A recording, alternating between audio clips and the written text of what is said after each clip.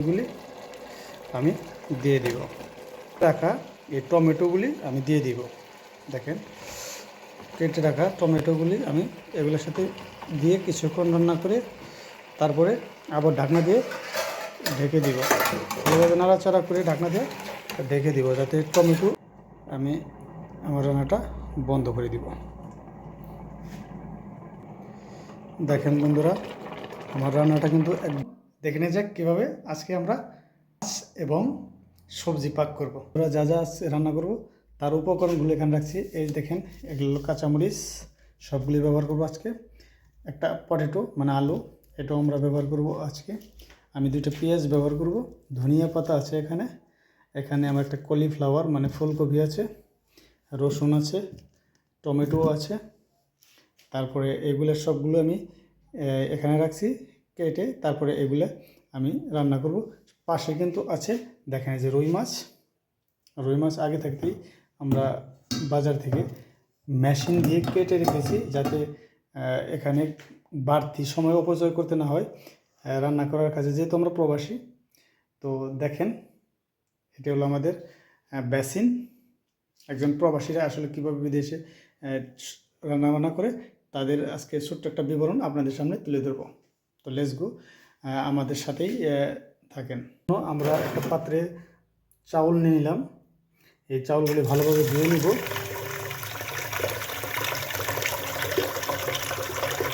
যেহেতু পাতিল আগে থাকতেই আমরা পরিষ্কার করে রাখছি, এখন শুধু চাউল ধুয়ে ভাত বসিয়ে দিব। ভালোভাবে ধুয়ে নেওয়া শেষ। এখন পরিমাণ মতো পানি দিয়ে আমার চুলায় আমি বসিয়ে দিব। সেই জন্য আমি পরিমাণ মতো পানি নিচ্ছি।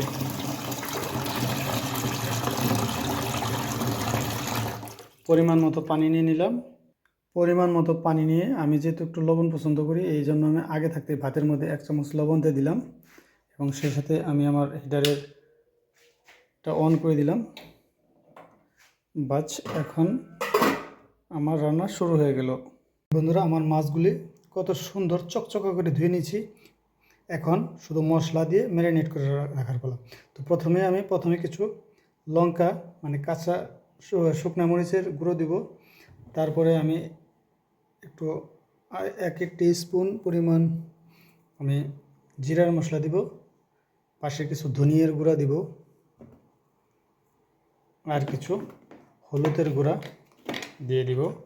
মাছটি এভাবে ম্যারিনেট করে কিছুক্ষণ সময় আমি রেখে দিব। তারপর মাছটুকুলি আমি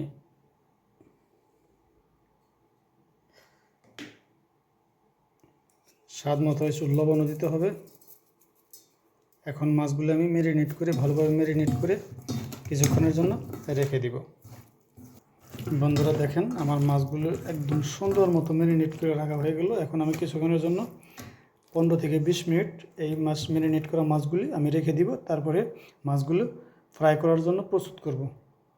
আমার 20 মিনিট ম্যারিনেট করা মাছগুলো এখন আমি সুন্দর একটা ফ্রাই প্যানে ফ্রাই করে নেব। তো ফ্রাই প্যান গরম হয়ে গেছে, আমি আগে থাকতেই তেল দিয়ে দিয়েছিলাম। তো এখন মাছগুলি আমি একটা একটা করে আমার ফ্রাই প্যানের এই গরম তেলে দিয়ে দিব।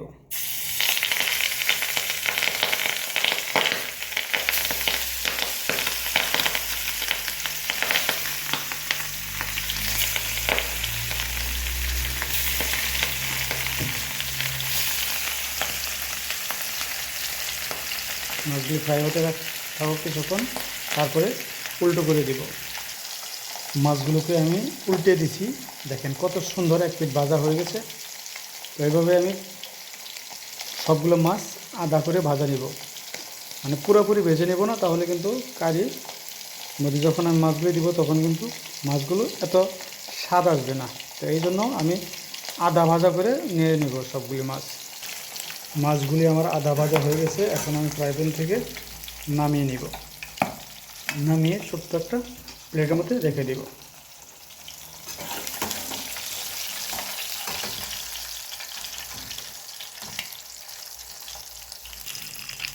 সবগুলি মাছকে আমি এক এক করে প্লেটের মধ্যে নিয়ে নিলাম। দেখেন আমার মাছগুলি ভাজা হয়ে গেছে। অন্যদিকে আমার পেঁয়াজ, টমেটো ধনিয়া, রসুন, কাঁচামরিচ সবগুলি কাটা শেষ। সেই সাথে কিন্তু আমি আমার যে ভেজিটেবল আমি আজকে মাছের সাথে ব্যবহার করব, ফুলকপি, সেটাও কিন্তু আমার রেডি হয়ে গেছে। দেখেন সেই সাথে মনে হয় আমার ভাতটাও হয়ে গেছে। দেখেন আমার ভাতটাও হয়ে গেছে, অনেক সুন্দর ভাত হয়ে গেছে, অনেক ঝরঝরা হয়ে গেছে। ভাতটা এখন নামিয়ে নিব। আমার চ্যানেলটি সাবস্ক্রাইব করো নাই তারা অতি তাড়াতাড়ি আমার চ্যানেলটি সাবস্ক্রাইব করো। এখন রান্নার কিন্তু কাজ শুরু হয়ে যাবে, তো সাথেই থাকো। রান্নার জন্য প্রস্তুত হয়ে যাচ্ছে। তো আমি প্রায় আমার পাত্রটি আসলে যেখানে রান্না করব সেটা আমি একটু হিট দিয়ে নিচ্ছি। এখন এখানে কিছু পরিমাণ তেল দিয়ে দিব। ব্যাস, তেল দেওয়া হয়ে গেল। তেলটি পুরোপুরি গরম হয়ে গেলে এখানে আমি প্রথমে কিছু আস্তা জিরা দিয়ে দিব। তারপরে কিছু রসুন দিয়ে দিব, রসুন কুচি একটু ব্রাউন কালার হয়ে গেলে এখানে আমি কিন্তু আমার কেটে রাখা পেঁয়াজগুলি মিক্স করে দেবো। আমি পেঁয়াজগুলি দিয়ে দিচ্ছি যাতে রসুনগুলো একদম পুড়ে না যায়, ব্রাউন কালার করতে হবে। এই জন্য আমি একটু নেড়ে চেড়ে নিলাম। আমি আমার বাকি পেঁয়াজগুলো আমি দিয়ে দিচ্ছি, সাথে কাঁচামরিচ দিয়ে দিচ্ছি।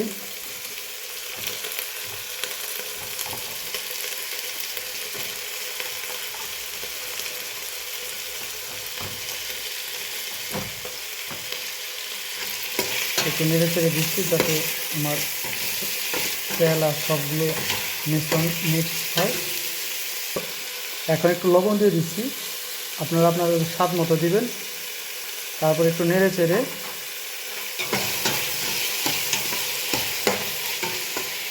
ঢাকনা দিয়ে কিছুক্ষণ ঢেকে রাখবেন। আমি ঢাকনাতে ঢেকে রাখলাম। মনে রাখবেন এই সময়টা একটু হাই হিটে রাখবেন। তারপরে 1 মিনিট পরে হিটটা একটু লো হিটে দিয়ে দিবেন। আমি একটু লো হিটে করে দিচ্ছি যাতে ভালোভাবে পেঁয়াজগুলো সিদ্ধ হয়ে যায়। ঢাকনাটা খুলে কিছুক্ষণ পর পর কিন্তু একটু নেড়ে চেড়ে দিতে হবে, তা নাহলে কিন্তু পাত্রের তলায় পুড়ে যেতে পারে। এই দেখেন আমি কিন্তু কিছুক্ষণ পর পরে নেড়ে চেড়ে দিচ্ছি। আমার চুলার আঁচটা কিন্তু একদম স্লো হিটে আছে। তো যখন একটু সিদ্ধ হয়ে যাবে, ব্রাউনিশ হয়ে যাবে, তখন একটু আমি আঁচটা বাড়িয়ে মশলাগুলি দিয়ে দিব। পেঁয়াজগুলি যখন ব্রাউন হয়ে যাবে তখন কিন্তু আমি দেখেন পেঁয়াজগুলি একদম সিদ্ধ হয়ে ব্রাউন হয়ে গেছে। এখন কিন্তু আমি এখানে আমার যে মশলাগুলো মিশিয়ে দিব। দেখেন এই যে আমি আমার মশলাগুলো এখন এটার মধ্যে মিশিয়ে নিচ্ছি। আমি এখানে 2 স্পুন মানে 2 চা চামচ মিশিয়ে নিয়েছি হলুদ, এবং 2 চা চামচ জিরার গুঁড়া, 2 টেবিল চা চামচ ধনিয়ার গুঁড়া, আর অন্য কোনো মশলা আমি ব্যবহার করি নাই। এখানে একটু পানি দিয়ে দেয়, একটু শুকনো শুকনো হয়ে গেছে। এই সময় কিন্তু আমার চুলার আঁচটা একটু হাই হিটে থাকবে। এই দেখেন আমি ভালোভাবে মিশিয়ে নিচ্ছি। দেখেন ধোঁয়ার প্রচুর ধোঁয়া উঠতেছে, এই জন্য কিন্তু আসলে কিছু দেখা যাচ্ছে না। তো যাই হোক, আমি একটু পানি দিয়ে স্পাইসিটা ভালোভাবে কষিয়ে নেব। 1-1.5 মিনিট আসলে ভালোভাবে একটু কষিয়ে নিলাম। আমার মনে হয় এই সময় কিছু সময় ঢাকনা দিয়ে ঢেকে রান্না করে নিলে হবে মশলাটা 1 মিনিটের মতো। এখন ঢাকনাটা খুলে আমার মনে হয় যে মশলাগুলি রান্না হয়ে গেছে। এখন আমি এখানে সর্বপ্রথম মশলাগুলি রান্না হয়ে গেছে। এখন সর্বপ্রথম আমি আলু দিয়ে দিব। আলুগুলি যেহেতু একটু শক্ত থাকে অনেক সময়, এই জন্য আলুগুলি আমি একটু ভালোভাবে নেড়ে চেড়ে মশলাগুলির সাথে মিক্স করে দিব। তারপর কিছুক্ষণ আমি এই আলুগুলি রান্না করে নেব। দেখেন আলুগুলি মিক্স করে শেষ, এখন কিছুক্ষণ রান্না করে নেব। ঢাকনাটা ঢেকে দিব। সেই সাথে আলুগুলি আমার কষানো হয়ে গেছে। এখন এই আলুগুলির সাথে আমি এই ফুলকপি, কেটে রাখা ফুলকপিগুলি আমি দিয়ে দিব।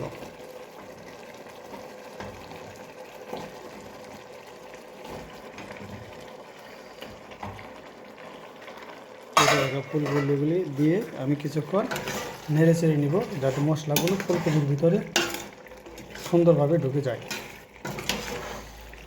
তো এইভাবে কিছুক্ষণ আমি নেড়ে চেড়ে ফুলকপিগুলিকে মশলার সাথে গড়ে নিলাম যাতে আমার ফুলকপির ভিতরে মশলাগুলো সুন্দরভাবে ঢুকে যায়। এখন আমি কিছুক্ষণ হাই হিটে এগুলো পাক করব ঢাকনা ঢেকে।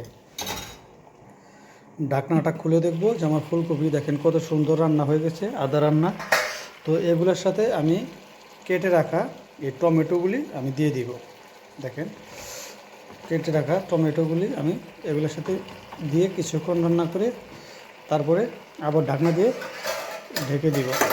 এভাবে নাড়াচাড়া করে ঢাকনা দিয়ে ঢেকে দিব যাতে টমেটো এবং ফুলকপি সবগুলো একত্র মিক্স হয়ে যায়। দেখেন সবগুলো কিন্তু এখন আমার সুন্দরভাবে মিক্স হয়ে গেছে। এখন আমি ঢাকনা দিয়ে ঢেকে কিছুক্ষণ রান্না করব। ঢাকনাটা খুলে টমেটো আদা সিদ্ধ হয়ে গেলে আমি পরিমাণ মতো পানি দিয়ে দিব। আমার কিন্তু পরিমাণ মতো পানি দেওয়া হয়ে গেছে। এখন আমি ঢাকনা দিয়ে এটাকে আমি 15 মিনিট রান্না করব। ঢাকনা দিয়ে হাই হিটে 15 মিনিট রান্না করব। রান্নার মাঝামাঝি সময় আমার ভেজে রাখা মাছগুলি আমি এখন একটা একটা করে দিয়ে দিব। যেহেতু মাছগুলি আমি পুরোপুরি ভাজছিলাম না ওই সময়,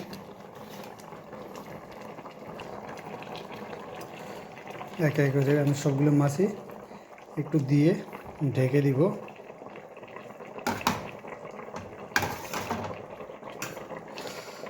আমার সবগুলি মাছই দেওয়া শেষ। এখন আমি বেশি নাড়াচাড়া করা যাবে না, তাহলে ফুলকপিগুলি ভেঙে যাবে। তো আমি এখন ঢাকনাটা দিয়ে ঢেকে আরও 4-5 মিনিট রান্না করব। ঢাকনাটা খুলে দেখব যে আমার আসলে রান্নাটা কত দূর হয়েছে।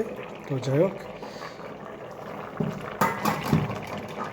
আমার রান্নাটা আমি এখান থেকে এক পিস আলু, যেহেতু আলুই একটু শক্ত থাকে, আলুটা নামিয়ে দেখব যে আসলে আমার আলুটা রান্না হয়েছে কিনা। একদম দেখেন কত নরম হয়ে গেছে, তার মানে আমার রান্নাটা শেষ। এখন শুধু আমি ধনিয়া কুচিগুলি উপর দিয়ে, ঠিক আছে, আমার রান্নাটা কী করে দিব। জায়গাটা অনেক ছোটো আসলে, এই জন্য আমার চামিচটা স্লিপ করে পড়ে গেছে। আমার ধনিয়াটা আসলে ধনিয়া কুচি দেওয়া শেষ। এখন আমি ঢাকনা দিয়ে, ঠিক আছে, আমি আমার রান্নাটা বন্ধ করে দিব।